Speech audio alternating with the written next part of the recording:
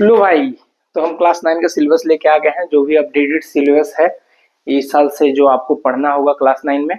और कोई आलतू फालतू बात उतना ही इधर उधर का फलना टिकना नहीं, ठीक है। आपको ही पता है जो चैप्टर है तो है, वो तो है ही।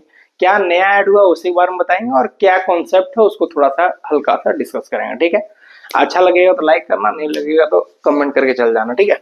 चलो देखो, तो ये एनसीएफ के द्वारा निकाला हुआ है, ठीक है, नेशनल करिकुलम फ्रेमवर्क, जो कि जो डिजाइन करता है कि हाँ भाई क्या पढ़ना है क्या नहीं पढ़ना है वगैरह वगैरह, ठीक है। चलो, तो बेसिकली इसमें क्या क्या है, कॉम्पिटेंसी बेस को ऐड किया गया है, कॉम्पिटेंसी के हिसाब से आप लोग इस पर एग्जाम होगा, ठीक है।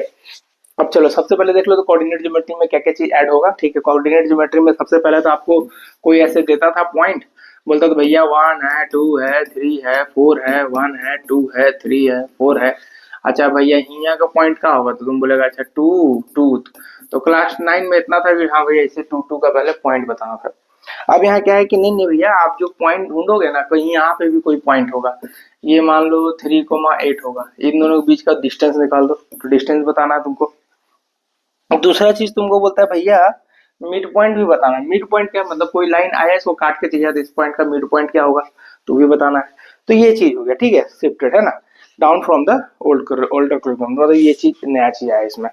दूसरा पोलिनोमियल में क्या है, तो पोलिनोमियल में न्यू चीज क्या है, तो पोलिनोमियल में न्यू चीज ये है कि यहाँ पे थोड़ा सा आपको स्लोप और इंटरसेप्ट के बारे में थोड़ा सा अच्छे से समझना होगा। ये चीज लीनियर इक्वेशन में भी आपको देखने मिलेगा, ठीक है।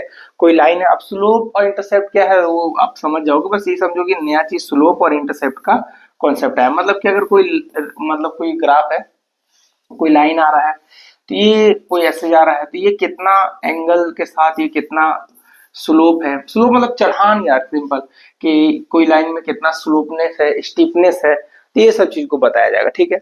बाकी अब इसमें आ जाओ थोड़ा सा नंबर सिस्टम में क्या है, तो नंबर सिस्टम में थोड़ा सा प्रूफ ऑफ इरेशनल नंबर, आपको 2 3 जो क्लास 10 में था वो इसमें भी आ जाएगा, ठीक है।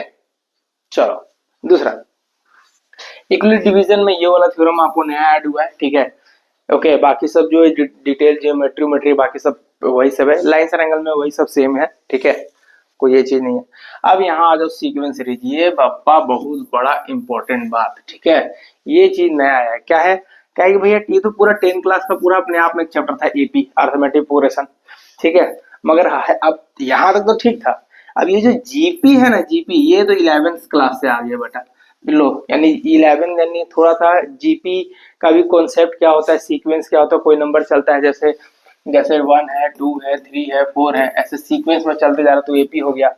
जीपी क्या हो गया, तो दोनों को डिवाइड करके जो रेशियो सेम आएगा तो उसको जीपी बोलते हैं। तो ये सब थोड़ा थोड़ा आपको नया इसमें ऐड हुआ है, ठीक है, जो कि 11th का भी थोड़ा सा टर्म आएगा, 10th का भी पूरा टर्म आएगा, और उसको समझना रहेगा, ठीक है। चलो आगे आ जाओ। ट्रायंगल में वही सब सेम है, मेंसुरेशन में थोड़ा सा यहाँ पर एरिया आपको पढ़ना होगा, पेरीमीटर हीरोन्स फॉर्मूला, ये सब चीज थोड़ा मेंसुरेशन में ऐड हुआ है, ठीक है, नया चीज, बाकी सब सेम है। अच्छा, अब अलजेब्रा आइडेंटिटी जो आप लोग था पोलिनोमियल में, वो सब सेम ही है, फैक्टराइज वेक्टराइज सब सेम है, सर्कल का थ्योरम व्योरम सब सेम है, तो इसमें कुछ नया नहीं है, ठीक है। अब बात करते हैं लीनियर इक्वेशन में, तो वही चीज मैं लीनियर इक्वेशन जो आप ग्राफ बनाते हो, तो ग्राफ में ये जो स्लोप है, ठीक है, तो पेयर ऑफ लीनियर इक्वेशन थोड़ा सा टू वेरिएबल, पहले एक वेरिएबल था, थोड़ा सा टू वेरिएबल को भी अच्छे से समझना है ना, कि दो जब से दो लाइन जब कटता है तो इस लाइन का इक्वेशन क्या होगा, एक्स प्लस वाई बराबर मान लो 10 हो गया, ये हो गया 3x प्लस वाई बराबर 20 हो गया, है ना। इन दोनों का इक्वेशन होगा, इक्वेशन ग्राफिकली मेथड से दिखाना, सब्स्टिट्यूशन एलिमिनेशन, इन लोग आपस में सॉल्व करना होगा। कैसे सॉल्व करेंगे, तो ये दो तरीका से आप सॉल्व करके दिखा सकते हैं, है ना। तो ये चीज आपको देखने मिलेगा, है ना। और आपको बाकी सरफेस एरिया वॉल्यूम में तो वही चीज है। स्टैट्स में थोड़ा सा नया चीज आपको एक चीज मिल सकता है, जैसे मेजर ऑफ सेंट्रल टेंडेंसी से में थोड़ा सा ऐसे पहले भी डिलेटेड था, सिलेबस था पहले 9 में, फिर डिलीट कर दिया था, फिर वही सिर्फ नॉर्मल है, जिसको आप बोलेंगे मीन मोड, और क्या बोलेंगे, मीडियन बोलेंगे, है ना, मीन मोड मीडियन हो गया, ठीक है। और प्रोबेबिलिटी में क्या आएगा कॉन्सेप्ट, एस्केप इंपेरिकल फॉर्मूला आएगा, ठीक है, थोड़ा सा empirical formula, deep understanding of probability distribution, मतलब प्रोबेबिलिटी आएगा, सैंपल स्पेस पढ़ना होगा थोड़ा सा। अब सैंपल स्पेस तो थोड़ा सा हम आपको समझा दे रहे हैं, ये सबसे बेसिक बेसिक क्वेश्चन रहेगा प्रोबेबिलिटी से। सैंपल स्पेस का मतलब जैसे मान लो आप एक सिक्का उछाले, तो क्या आएगा, हेड भी आ सकता है, टेल भी आ सकता है। तो लिख दो भैया, एक से काम क्या आएगा, हेड और टेल। तो इसी को क्या बोलते हैं, सैंपल स्पेस। एक डाइस उछालोगे तो क्या आ सकता है, तो डाइस उछालोगे तो एक आएगा, दो आएगा, तीन आएगा, चार आएगा, पांच आएगा, छह आएगा, है ना। तो ऐसे ऐसे। और इसमें कॉम्प्लेक्सिटी जानने के लिए तो बहुत कॉम्प्लेक्सिटी होगा, बेसिक हम जनरल आइडिया आपको दे दिए। बात समझ में आ गया। अगर आपको अच्छा लगा होगा, समझ में आया होगा मेरी बातें कि क्या क्या चीजें ऐड हुई है, नई नई बातें, अगर अच्छा लगा होगा तो वीडियो को लाइक करेंगे, ठीक है।